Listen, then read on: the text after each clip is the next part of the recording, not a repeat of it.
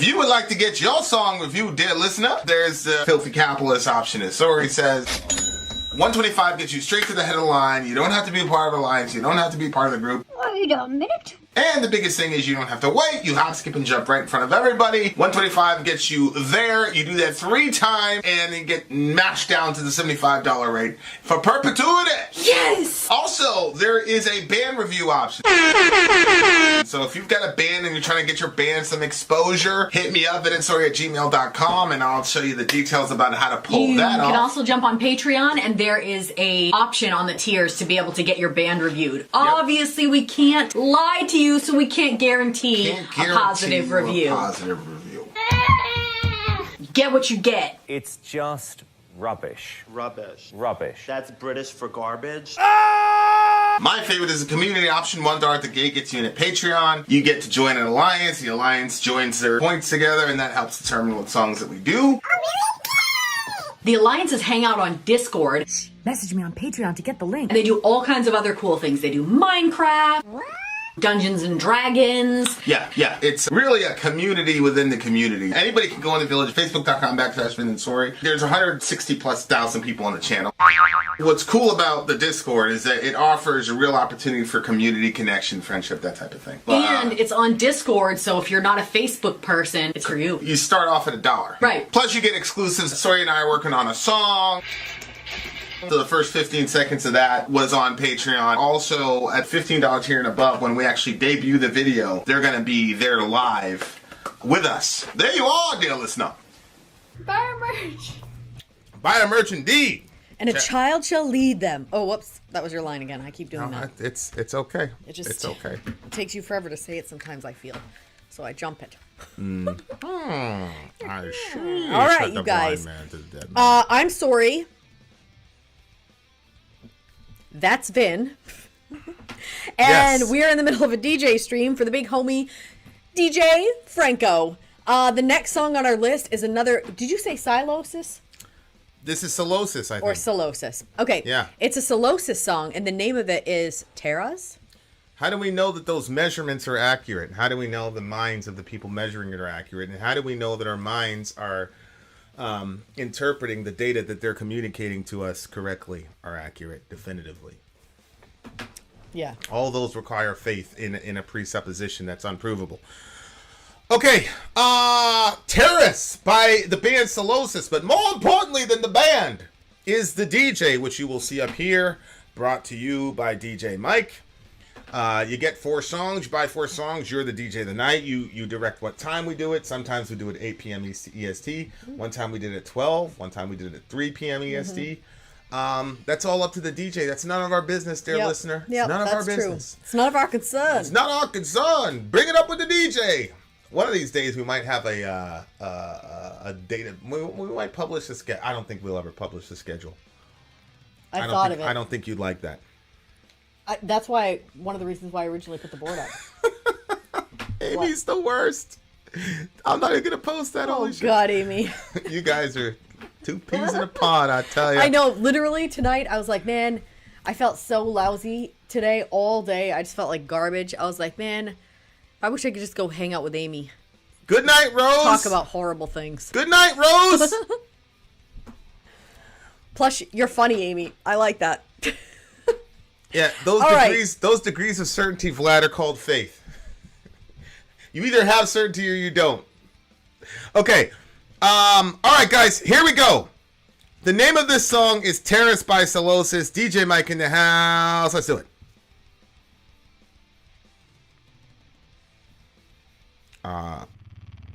Okay. Whoa. It was developing. It was developing. It was developing.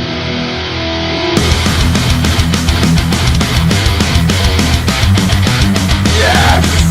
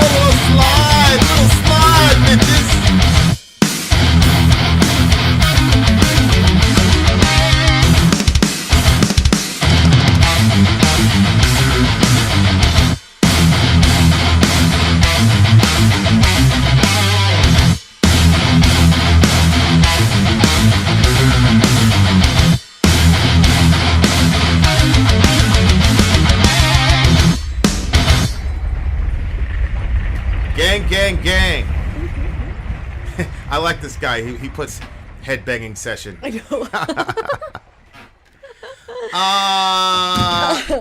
Vlad, do you have faith that the speed limit's going to be the same based on your rational conclusion that you've been down that road a million times, but you don't have certainty? Certainty is a zero-sum game.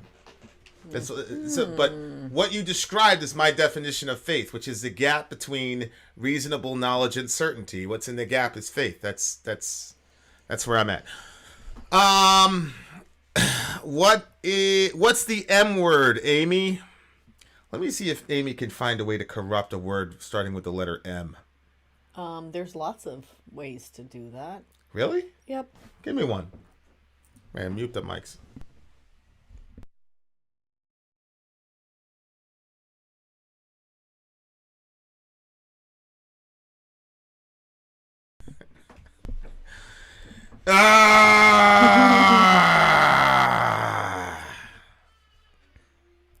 The world I live in. What a horrible world. And there's boy. BC purposely misspelling masturbation. All right, you guys. Let's get The into M this word song. is. And Okay. then there's Sadie spelling it properly. And I'm just gonna go ahead and delete that. Middle Earth said, you put it up on the thing. Middle Earth, LOL. No, he says, love galloping guitars. That is what it kind of sounded like. They take really like staple metal riffs, like that's a staple metal riff that, you know, they just did some triplets on it, but then they added some scale work to it. So that's something I'm gonna copy. Vin, did you just learn something new about Sori? No. Yes. You didn't learn anything new about me. You've always known I'm like this. That's why you No, certainty literally means you cannot be wrong. discouraged me from being friends with Amy. I'm just kidding. No, certainty literally means you cannot be wrong. That's what certainty is. Otherwise, you're just redefining terms, brother. Okay, so this song, I think, is about the corruption of the world, which is good because we're talking about you, we're talking about Amy. Hey! You better chill. And the horrible circumstance that our children are gonna inherit, based on you and Amy and things of that nature. Okay, so look at the world bestowed onto our. This is a conversation we had with that dude from The Art Is Murder, that Andy guy, when he wrote that song. Yeah. Look at the world. We have an interview on our channel by Yes. Thy Art Is Murder. Yes, Just look up sir. Thy Art Is Murder interview and you'll be able to find it. Yes, it's a good interview. He's a real deep dude. He's a real solid dude. Yes, and he talks about very interesting cheeseburgers. Mm-hmm. Do you remember that? Yes. Too much. And some beer. And some beer. Beer. Beer. Foster's. All right. Australian for beer. Look at the world bestowed onto our children. Their lives are over before they've begun. The weak lost in temptations of the flesh. This guy's very interesting because this is the same band that wrote the first song, which was saying your God has abandoned you. You know, you've lost. You know, your faith is unraveled.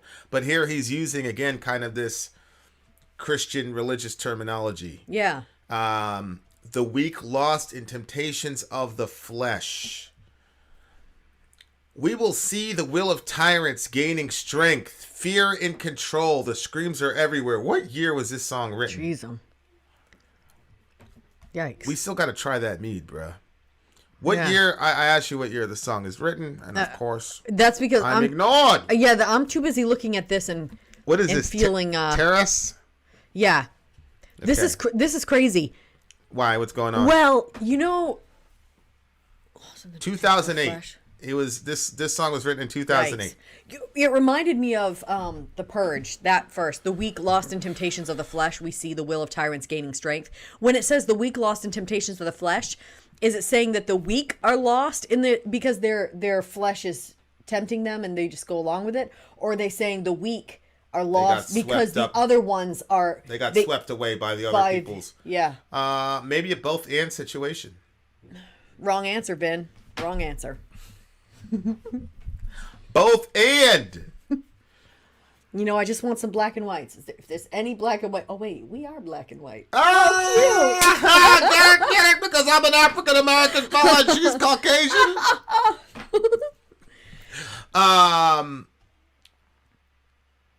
So... Jeez, their lives are over before they have begun.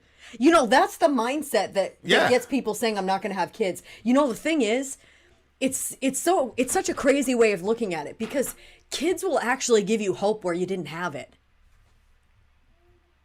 Like, I see so many, and I'm talking about moms. I'm not sure, I can't speak from a father perspective, but I see so many moms, and so many of them tell me, if I wouldn't have had my kid, I know I would have killed myself. But I had to stay alive for my kid. And then that gave them hope for the future, and then they made it through some of that. I'm not saying that kids are your savior. I'm just saying that has proven true for a lot of women that I've spoken to. You know, you look at them, they're all, you know, I was having a horrible day. I felt so sick. There's Orion jumping all over the bed. He found a banana, and then he's 2. He's jumping on the bed, and he's yelling a song about a banana, and then he found a potato. He said, Mommy, is this a potato? I said, yeah, and then he started jumping and making a whole song about a potato. And it's just so simple and so cute, just seeing, you know. Having children, I wish... I gotta be careful here, because there's some people that can't have kids. I know, yeah. It's such a transformative event. Mm-hmm. And it's such a worldview-altering event that... Yeah. Anyway, I don't want to keep harping on it. I think that's one of the great crimes of the zeitgeist in the Western world in the last 50 years, is this kids are burdensome, blah, blah, blah. And one of the reasons I stopped watching Kevin Samuels was because... Oh, yeah, he's terrible with that. Well, no, it was these women. That they were told, especially black women, what get your saying? Career, blah, blah, blah. Oh, yeah. Then they hit 40, 45, and then they want to get married and have a family. And you know how he is. He's just cruel as fuck. He's like, that time's past you, man. They ain't no... And for black women in particular, if you hit that age, it's rough. Yeah, they were like It's rough. They were just putting their eggs on ice so they could live their best life now. And well, and again, in the black community, there's partly because of Biden's crime bill, there's so much fatherlessness that the girls were taught, hey, get your career, you don't need a man, yada yada yada yada. And they were replicating but then they have this desire to be a mother and a wife, but they're 40 and 45. Yeah, a lot of them. And then they told all the black dudes to get to stepping. Yeah, that's the thing. That's what I was gonna say. Like I noticed that a lot of them had been proposed to. Oh yeah, multiple times. I know, it was heartbreak. I couldn't watch it anymore. I couldn't look at it anymore. You know, because they had it. It was right there. Yeah. But because they were given this, this crazy understanding of, I can't imagine. It's just rough. That would be a really, really stressful thing. If you had somebody that didn't make enough money and you thought you needed X amount of money, and so you dropped that person, and then you married somebody who had money but didn't love you like the other one did, and then you realize as you're older it's not even about money. With them, it's well, the ones that I saw, a lot of it was about money. Yeah, but the root of it is the self-sufficiency angle of the quote strong black woman. Mm-hmm. And because black women have had to do pretty much raise children by themselves all through the 90s, 80s and 90s, between the crack era and the Biden era, there was this sort of the motif of the strong black, and it was earlier, but the reiterated version of it really came out in the 90s as we were coming up, and that's what they were taught. That's what we were all taught, and then they get to be our age, and then they look around and they want a couple kids, they want a bunch of kids, and that's it, that for black women. Once black women hit 40, if they're single, the prospects are horrible, statistically speaking. And so, that's a sign so I couldn't watch it anymore. It's just horrible watching him say that to these women, and you could just tell, like, they had the career, they had whatever, and you could tell they would have traded it in an instant. But it's one of those things. But like when you have a child, it's extremely transformative for people. The name of this particular song, Tony's also, it's between Tony and Franco, who are our first DJs actually.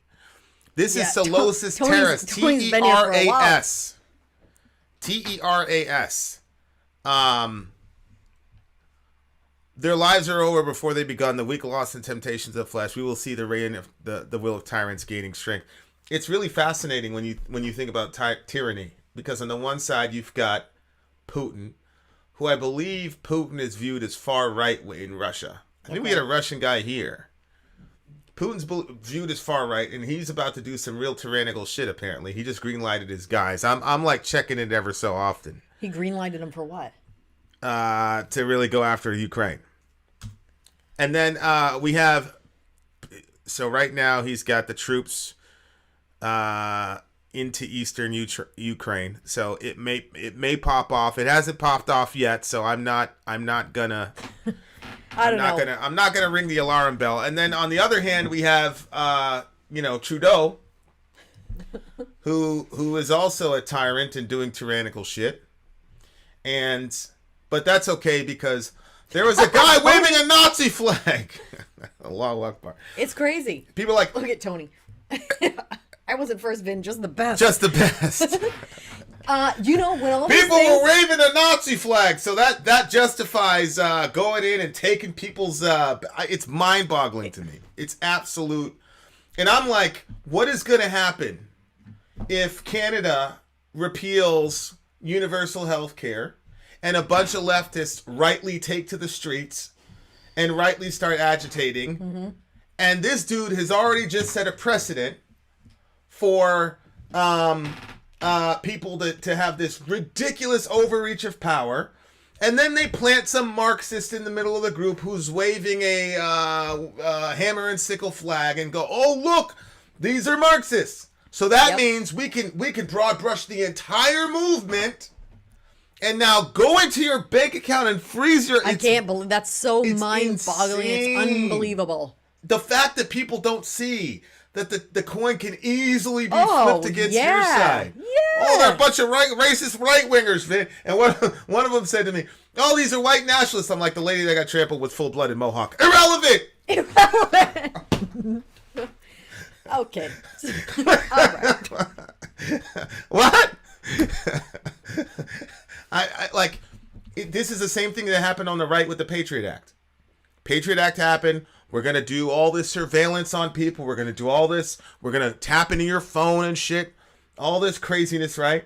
And it was like, yeah, good, because we want Muhammad. We want Muhammad surveilled. We need to surveil Muhammad. And then we got the rendition program. People don't know about that. We can literally pluck you up and put you in a black site. For a fact. It's true.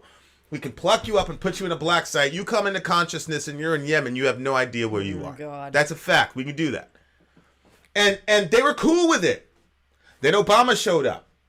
And I would be so stressed if that happened. And he used the Patriot Act to spy on people he considered dangerous, which were white right-wingers who were coming back from Iraq. You remember when that memo came out, got leaked, saying that those are the most dangerous people in America? So the Patriot Act got used against them. All of a sudden, it was the end of the world. Mm-hmm. And the fact that so-called leftists don't see that what Trudeau has just done can easily be turned on them. 1,000%. Is mind-boggling to me.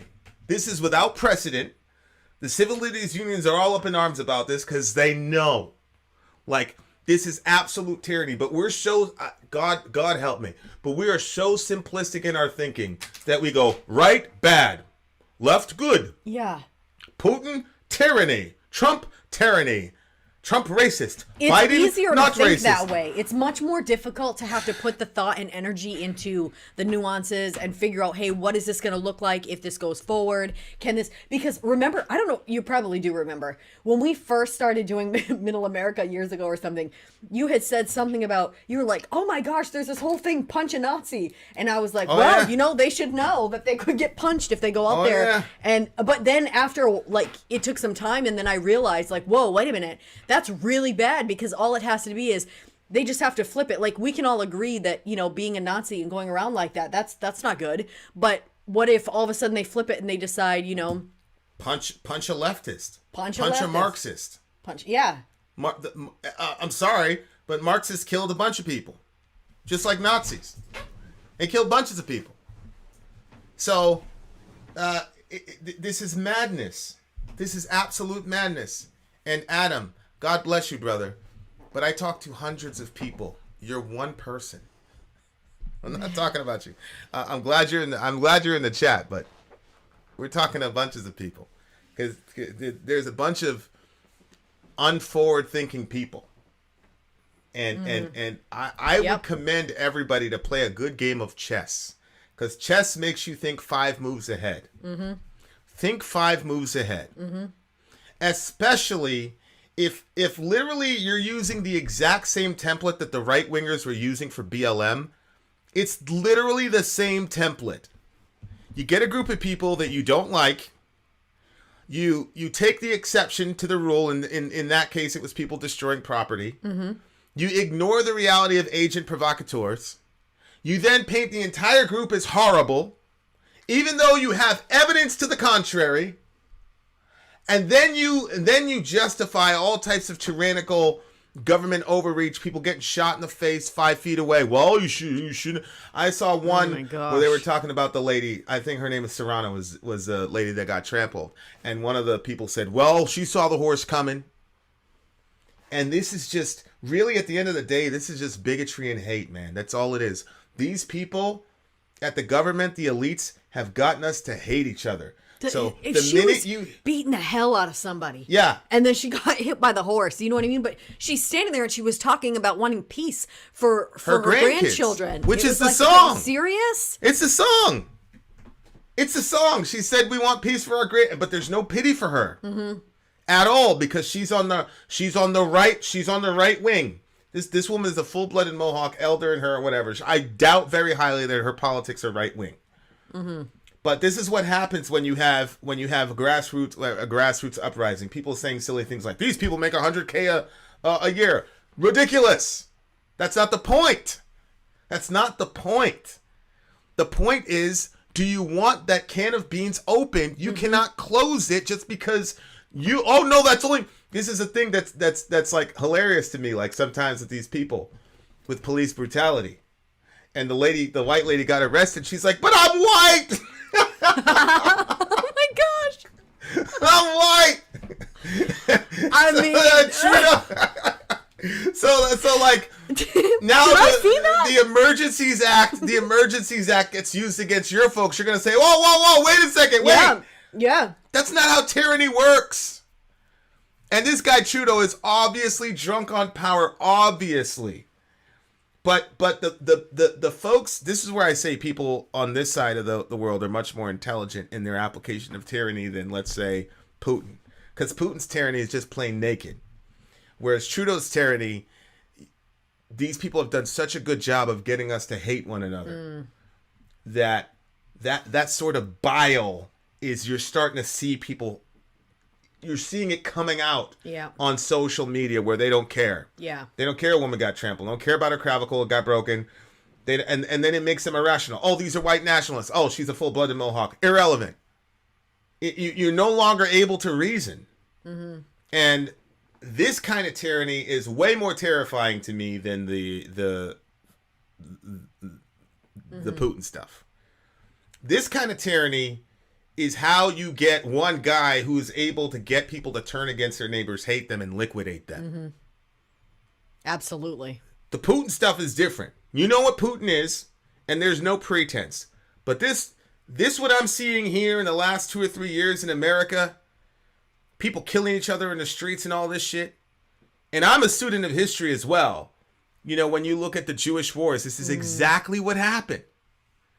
Exactly what happened. And if you're not a student of history, you got a bunch of young people who don't get it. Mm-hmm.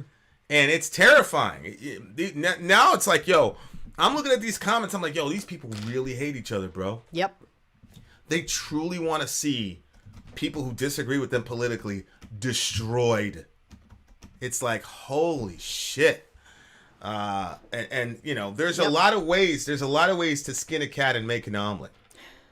Yep. And you can be tyrannical on the Putin route. You can also be tyrannical on the Trudeau route. And you know what's crazy holy too shit. Is that I think more people can say that quote that those that fail to learn from history are doomed to repeat it. Mm-hmm. More people know that quote than know history. I think Say again? more people know that quote, that if you don't know history, you're doomed to repeat it. Yeah. People know that quote all over the place, but there's tons of people who don't know their history and Correct. don't realize we're just repeating it right now. 100%. And we're so short-sighted. Yep. That these people really think, oh yeah, Trudeau can open that ball of wax and it's not going to come against me or my folks. Yeah, that's probably, I always felt like history was, no offense. I just felt like history was a waste of time, like the way that it was taught to me. Like it was so detailed and you had to memorize like hundreds of dates and it didn't even make any sense to me. But I think that if you did a history class, it would be so interesting. If you did a history class where you took principles and you said, okay, like the principle is like this. The overreach of the government and when you put people in power and those people, exactly what's happening. And then you show throughout history, not just American history, but all histories where that happened and the havoc that it wreaked. Can you imagine if that was what history class was in schools? Well, I think like if you look at, Cassia says, I agree. As a history teacher, I see a lot of scary parallels. Yeah, I bet. Yeah, I bet. So the problem is that Cassia may not be free to explain to the students based on what silly political spectrum the powers that be at the PTA are in her school. So if they're right wing, then she can't talk about the tyranny of what happened to BLM, and if they're left wing, she can't talk about Trudeau's tyranny. I mean, this shit is insane. Oh, would I? She said I'd like her class. Oh, 100%. Do you record any of them? Record them. Oh, that would be cool. Yeah. Really, really, really, really good song, and it's really prophetic. I mean, this was written in 2008, and here's Adam again. Fear Adam, and control. The screams are everywhere. Adam, if Now somebody there's the who sound of believes in millions running QAnon says that 2 + 2 is 4, they're right. There's something called the genetic fallacy, which is somebody's wrong based on who they are, what they believe. Okay, this is a form of the genetic fallacy that you're committing. Just because they're on the right, just because they're QAnon, just because they're Nazis, doesn't mean they're wrong 100% of the time. Facts need to be weighed, evidence needs to be discerned, and rational decisions need to be made, regardless of whether or not it's a homeless person in an RV. Because I had some very enlightened person tell me, an eyewitness to the Nazi flag thing, somebody posted that in the comment section. And one of the commentators said, oh mate, this guy's a homeless guy in an RV. Where should we believe him? Yeah, I believe him. He was there. I believe him. Because the person that said that, I know for a fact wasn't there. But I'm supposed to ignore the guy because he's homeless in an RV. We've got to stop hating and disrespecting each other. Mm-hmm. These people are going to turn us. I'm telling you, it's the same thing I said in 2020. People are going to end up, you're going to see Americans killing Americans. I told people that. Yep. And it's not because I have some special revelation. It's because, as Cassia said, we know our history. Anyway, go ahead. Go for the song. What's the name of it? What's the song? So, I didn't like this one as much. This one's the 8.3 for me. 8.745. 8.745. There bitches. you go, ladies and gentlemen. Shout Up out to Wook Smash. I've never heard of you before. Oh my God. What? Adam, I didn't say that QAnon is the Up next is 7 Years Alone by W No. Vin out. Sorry out. Gone. Holy shit.